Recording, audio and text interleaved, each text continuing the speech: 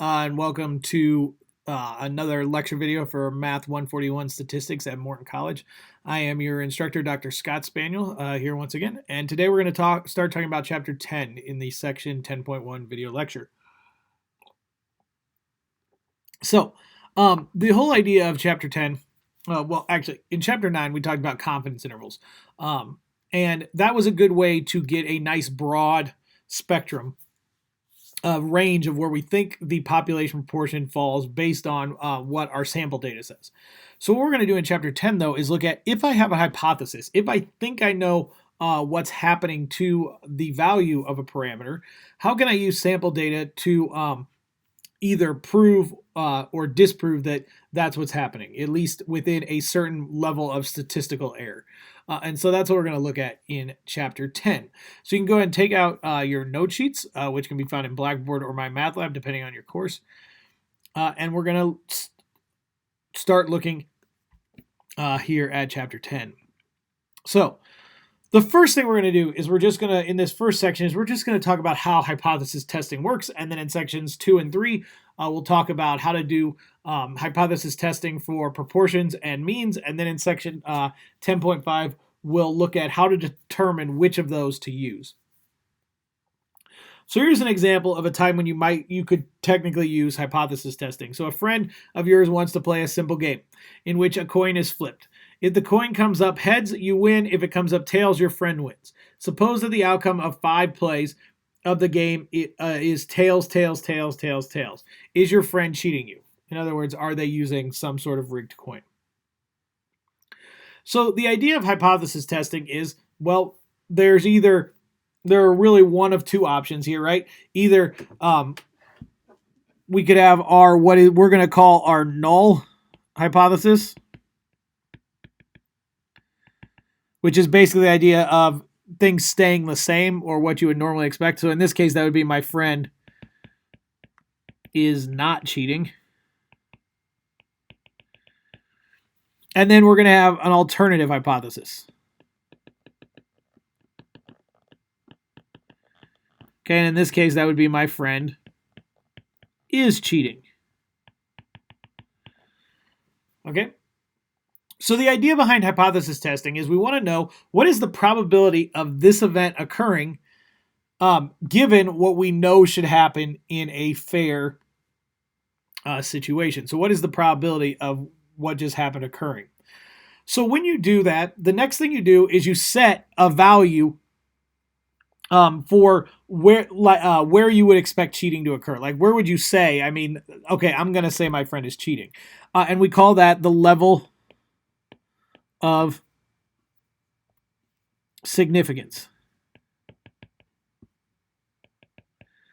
And we base this level on how important is it to not make a mistake where I would assume this is true, the alternative hypothesis, but it actually turns out that my friend wasn't cheating me.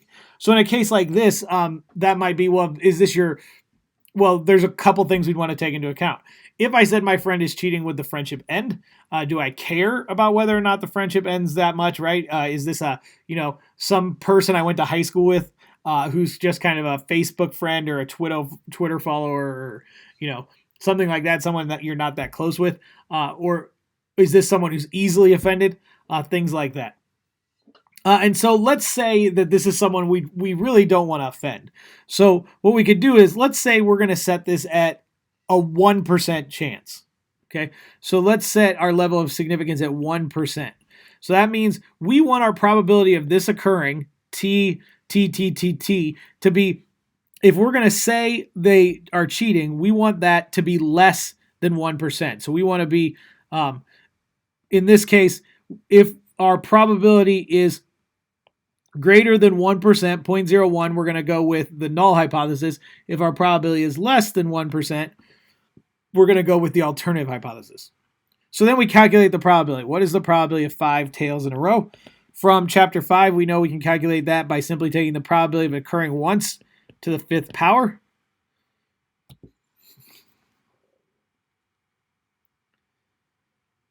Okay, so in this case, let me use my calculator real quick and do that. So that's 0.03125. So in this case, because we set the level of significance at 1%, 0.03125 is greater than 0.01. So even though there's a really low chance of that happening, the level we set it at is still lower than that. So therefore, we would want to assume that our friend is not cheating. Okay, we'd want to go with the null hypothesis. And that's the idea of what we're going to be doing here with statistical data is we're going to be setting two hypotheses, we're going to be setting a level of significance, and then we're going to be calculating a probability that will tell us whether or not which one of those two to go with. Okay, and then we'll be making a conclusion based on that. So in this section, we're going to talk about doing all of those steps except for this part about how to actually calculate the probability. We're going to talk about how to write hypotheses. We're going to talk a little bit about the level of significance. We're going to talk about how to write conclusions. Okay, so let's go ahead and flip over to the next page and start talking about that. So a hypothesis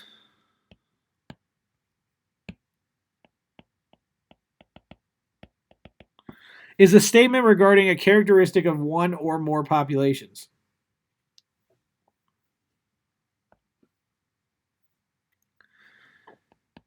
Hypothesis testing is a procedure based on sample evidence and probability used to test statements regarding a characteristic of one or more populations. So the steps in hypothesis testing are: first, a statement is made regarding the nature of the population. That's stating the hypothesis. Evidence, which is usually our sample data, is collected to test the statement, and then the data are analyzed to assess the plausibility of the statement. Okay. In this course, we're going to use only two hypotheses, but technically you could use more than this. But we're going to use what we called on the last page, right? The null hypothesis, which is denoted H0 and read H0. It is a statement to be tested. The null hypothesis is a statement of no change, no effect, or no difference. The null hypothesis is assumed true until evidence indicates otherwise. In this chapter, it will be a statement regarding the value of a population parameter.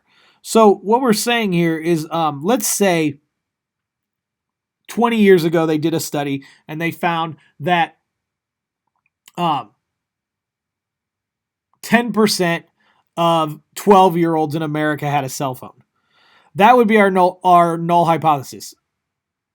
The proportion equals 10%.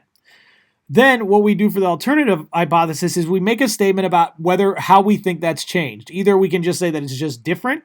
We think it's just different than it was 20 years ago. We could say we think it's increased since 20 years ago, or we could say it's decreased from 20 years ago. In this case, if we're talking about cell phones that 12-year-olds have, most likely that's gone up, right? So we'd probably want to say greater than. And so that's where the alternative hypothesis comes in. So the alternative hypothesis, denoted H1, and notice it's H1 because you could have more, depending on the situation, is a statement that we are trying to find evidence to support. In this chapter, it will be a statement regarding the value of the population parameter. In this chapter, there are three ways to set up the null hypothesis. So we could have equal hypotheses versus not equal. So the null hypothesis could be that it equals some value, and then H1 is going to be that it's not equal to some value. This is called a two-tailed test. And we use this when we think it is changed, when there is no direction to whatever our hypothesis is. We just say that it's different, it's changed, or it's different, are words you're going to see when you're dealing with that situation. Equal versus less than is called a left-tailed test. And this is what we're looking for when we think the value of the parameter has decreased. Okay, so you'll see as decreased or gone down.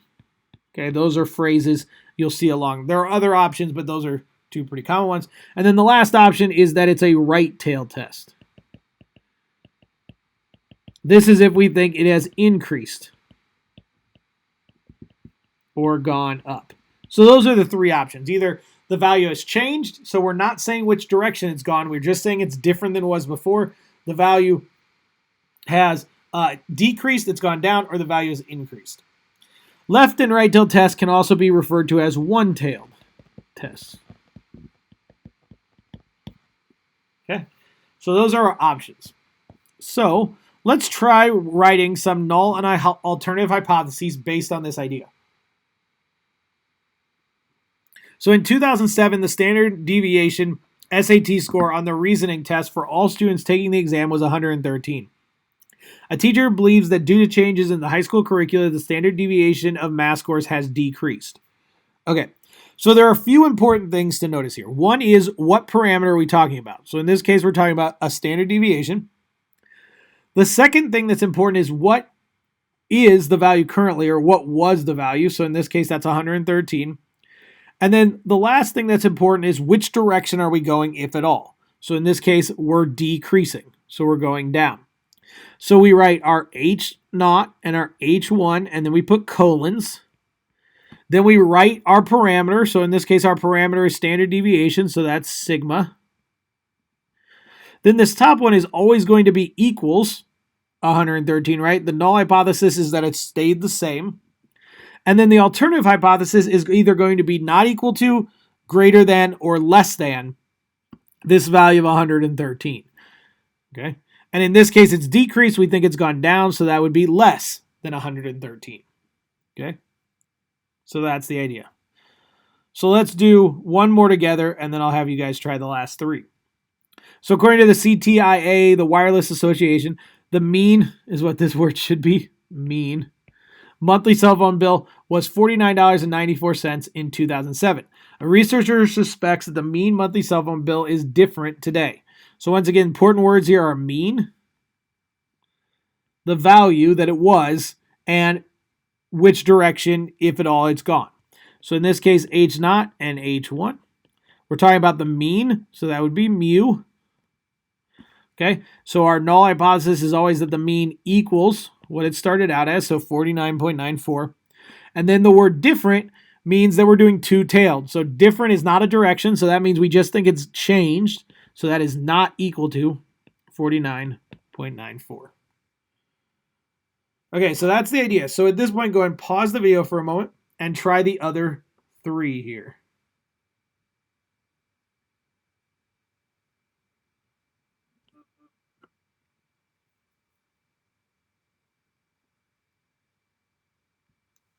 Okay, so federal law requires that a jar of, now you've tried them, let's go through together. So federal law requires that a jar of peanut butter that is labeled as containing 32 ounces must contain at least 32 ounces. A consumer advocate feels that certain peanut butter manufacturer is shorting customers by underfilling the jars. Okay. So in this case, we're talking about an amount, okay, 32 ounces. So that means whenever we're talking about amount, most likely we're talking about means. And notice that it says it must contain at least 32 ounces. Okay. And then the customer advocate feels that a certain peanut butter manufacturer is shorting customers by underfilling jars. So this one's a little trickier because they don't come right out and say which parameter we're dealing with, but it's an amount. Amounts are almost always going to be referring to means. So this will be mu. And then this is another interesting thing about this. The key word here is the person who's doing the analysis thinks they're shorting the customers. So the null hypothesis is always equal to 32, but if they think they're shorting it, then the alternative would be less than 32 ounces. Now, the important thing to notice here is that if we think it's at certain value or more, then that simply means in this case, down here, this would be less, right? That's pretty obvious that the bottom number is less than. But if this bottom one is less than, that means the top is 32 or more ounces. Even though we use an equal symbol, when we do a one-directional test, the null hypothesis actually refers to 32 or more, that we're at least at. Okay, so that one was a little tricky, but that's the idea of how that would work. So the next one says, according to Giving and Volunteering, in the United States, 2001 edition, the mean charitable contribution per household in the United States was in 2000 was $1,623. A researcher believes that the level of giving has changed since then. Okay, so this one's a little more straightforward. They tell us that it's the mean, so that's mu. So it's going to originally equal 1,623. And the researchers think it's changed since then, so that's not equal to 1623. And then the last one, according to the U.S. Census Bureau, 10.2% of registered births in the U.S. In 2005 were to teenage mothers. A sociologist believes this percentage has increased since then. Okay, so this is a percentage, which is the same idea as a proportion. And when we write these in hypothesis testing, we write percentages as proportion. So this would be P here. So that's the first example we're using the population proportion P. So that would be P equals 0.102, and they think it's increased. So that would be greater than 0.102. Okay, so that's the idea.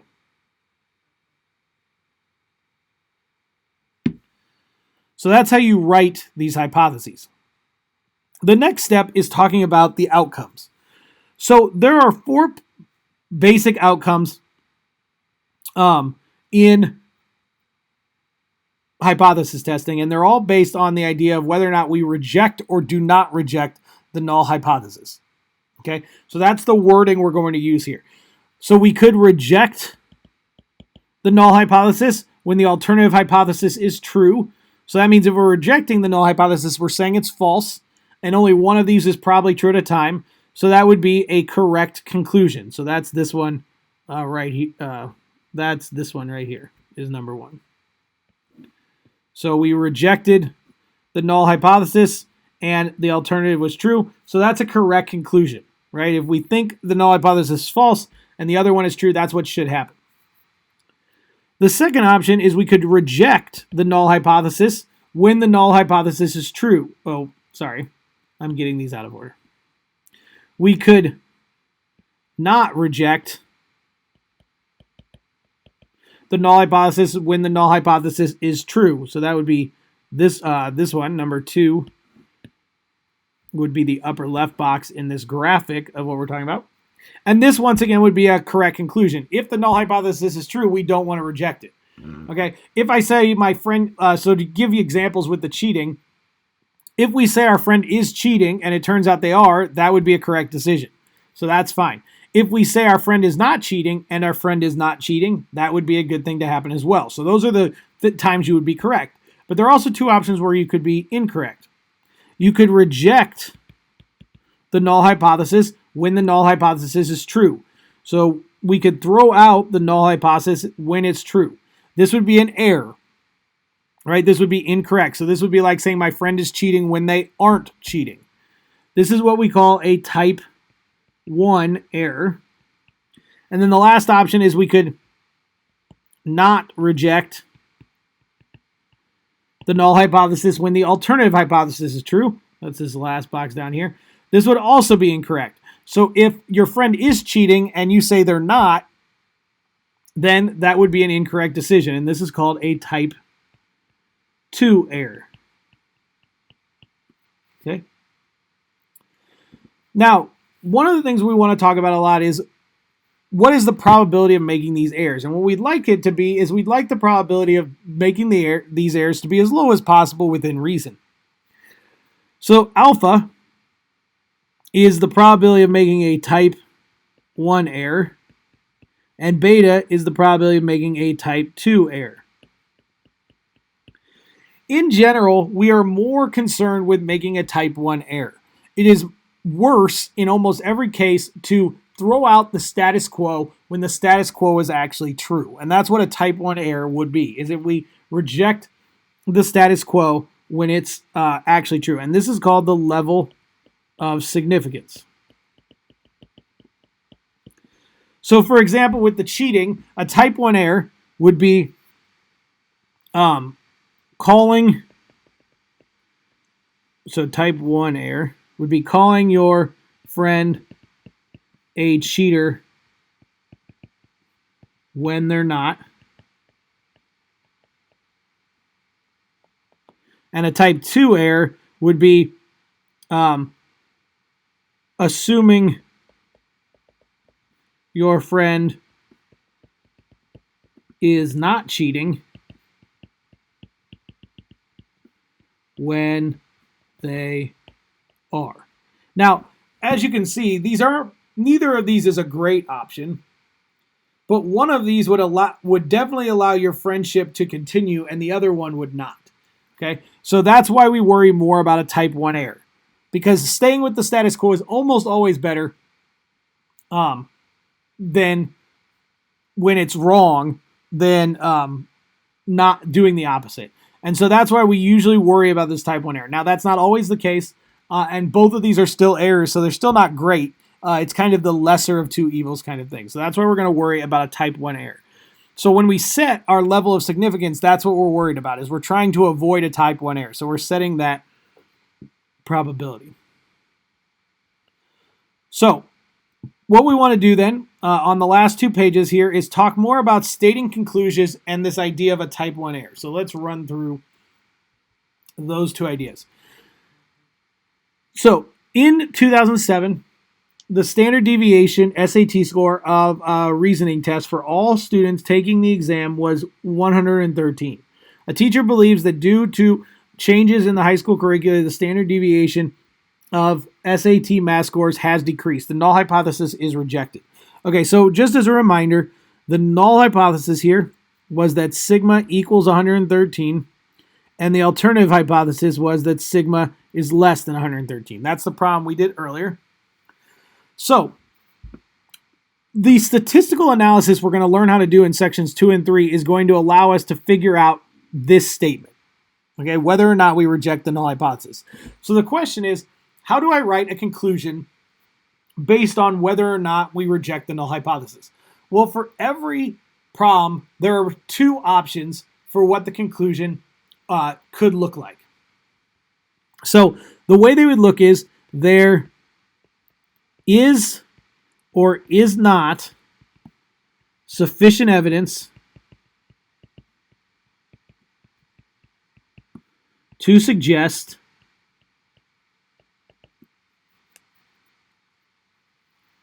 and then you write out the alternative hypothesis. So in this case, to suggest that the standard deviation SAT score, I'm going to shorthand this a little bit, is less than 113. Is or is not. Never mind. Leave that part alone. I take it back. Is less than 113. Okay, and so this statement is just whatever the alternative hypothesis is written out. Okay, that bottom phrase. So there are 2 options for each one of these. So if you reject the null hypothesis, then you're going to choose is. So in this case, we did reject the null hypothesis, so we're going to choose is. There is sufficient evidence to suggest that the alternative hypothesis is true. So in this case, there is sufficient evidence to suggest that the standard deviation SAT score is less than 113. If we hadn't rejected the null hypothesis, then we would have chose there is not sufficient evidence to suggest the alternative hypothesis. So in general, we could write up here, we could do these in general. So your conclusions are always going to look something like this. So there is or is not sufficient evidence to suggest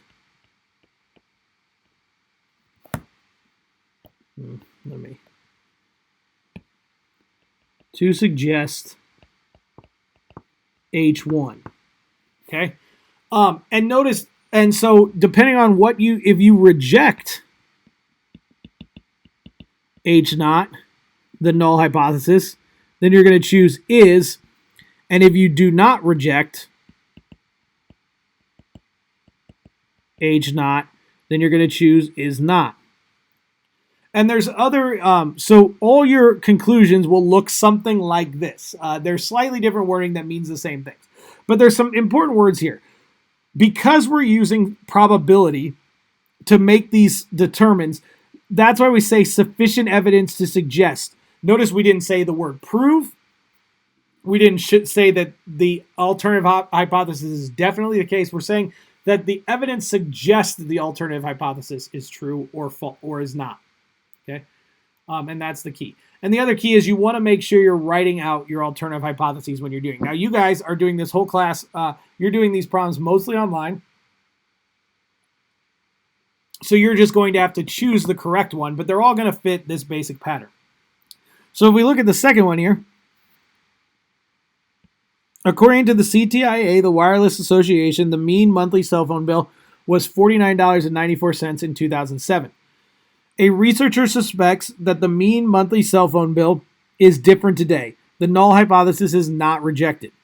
So once again, from the previous problem, the null hypothesis was the mean equals 49.94, and the alternative hypothesis is mu does not equal 49.94. And so for a conclusion, we could write there is or is not sufficient evidence to suggest the mean monthly cell phone bill is different from $49.94. Okay, and in this case, because we did not reject the null hypothesis, we're going to choose there is not sufficient evidence. So our conclusion would be there is not sufficient evidence to suggest that the mean monthly cell phone bill is different from what it was in 2007. Okay, so that's the idea. So why don't you guys pause the video for a moment and go ahead and try these other three. So the answers, the hypotheses were in the previous problems we did, and then go ahead and try and write conclusions. Okay, so now that you've all had a chance to try these and we're going through them, let's remember what these were. So the hypotheses, I'll just go ahead and write those all out. So the first one was mu equals 32, and the alternative was mu is less than 32. For the second one, the null hypothesis was mu equals 1623, and the alternative was mu does not equal $1,623. And then for the last one, the null hypothesis was P equals 0.102, and the alternative hypothesis was P is greater than 0.102. Okay. So in this first one, the null hypothesis is not rejected. So we write there is not sufficient evidence to suggest the manufacturer is shorting their customers. Okay, so that's one way you could write that. You could also write there is not sufficient evidence to suggest that the manufacturer mean peanut butter mean amount of peanut butter is less than 32 ounces. Okay, you could write exactly what we wrote in the mu is less than 32. You could write that out in words, or you could answer the question that was posed there. Okay, the second one, the null hypothesis is rejected. So we write there is sufficient evidence to suggest the mean charitable giving per household does not equal $1,623. And then for the last one, we're also rejecting the null hypothesis, so we write there is sufficient evidence to suggest the proportion of teenage mothers has increased. Okay, so that's the idea of how you write a conclusion. So what we're going to do to finish off this section now is talk about type 1 and type 2 error. But what we're going to, before we do that, I just want to point out the things we've done so far, which are writing out hypotheses and writing conclusions, are the beginning and end of the problem, of these problems. And so in the next two sections, we'll talk about how to fill in the middle part, how to do the calculations that allow us to either reject or not reject the null hypothesis. So we'll talk how to do that in the next couple of sections. Okay. So then the last page of this section, we're just talking a little bit more about type 1 and type 2 error, and we're also practicing with what we just did. So according to popcorn.org, the mean consumption of popcorn annually by Americans is 54 quarts. The marketing division at popcorn.org unleashes an aggressive campaign designed to get Americans to consume even more popcorn. Determine the null and alternative hypotheses that could be used to test the effectiveness of this marketing campaign. Okay. So we're talking about means here, and the current amount is 54 quarts, so our null hypothesis is mu equals 54. And they'd like us to eat even more popcorn, right? So they'd like that mean to increase from 54. Okay. So then a sample of 800 Americans provides enough evidence to conclude that the marketing campaign was effective. Provide a statement that should be put out by the marketing department. So in other words, they got enough evidence to reject the null hypothesis. So the marketing people could put out a statement that says that. So that says we rejected the null hypothesis. So there is sufficient evidence to suggest the mean popcorn consumption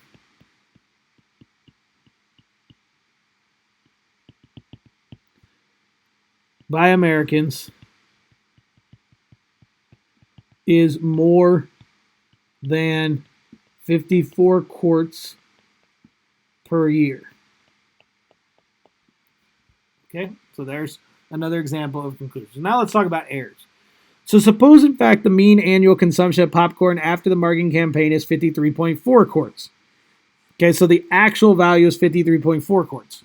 Has a type 1 or type 2 error been made by the marketing department? If they tested the hypothesis at the 0.05 level of significance, what is the probability of making a type 1 error? Okay, so first of all, what type of errors occur? So if it's actually 53.4, is the alternative hypothesis true? Is 53.4 greater than 54? The answer to that is that's not true, right? That's no. So that means the null hypothesis was true, and we rejected it. So that is a type 1 error. Okay? And as we said earlier, the probability of a type 1 error is equal to alpha. So in this case, that would be 0.05. So that's the idea. So go ahead and pause the video for a minute and try doing the same thing for this second one.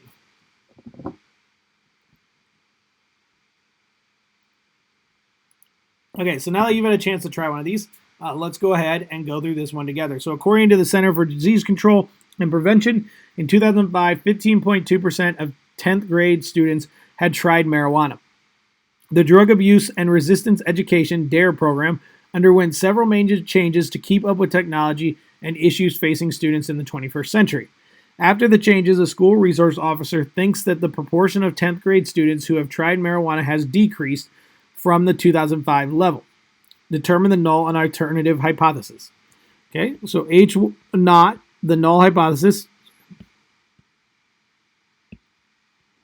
as always, is in this case the proportion equals the old value. So P equals 0.152. And then the alternative hypothesis is what he thinks has happened to it. So in this case, he thinks it's decreased. So P is less than 0.152. If sample data indicated that the null hypothesis should not be rejected, state the conclusion. So we don't think it should be rejected. So that means we're going to say there is not sufficient evidence of the alternative hypothesis. So there is not sufficient evidence to suggest that the the proportion of 10th grade students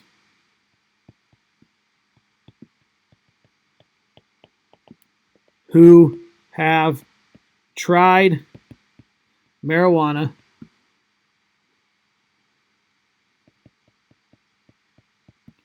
is less than 15.2%. So suppose, in fact, that the proportion of 10th grade students who have tried marijuana is 14.7%. Is a type 1 or type 2 error committed? So 14.7% is less than 15.2%, which means the alternative hypothesis is true, but we didn't reject the null hypothesis. So that would be a type 2 error.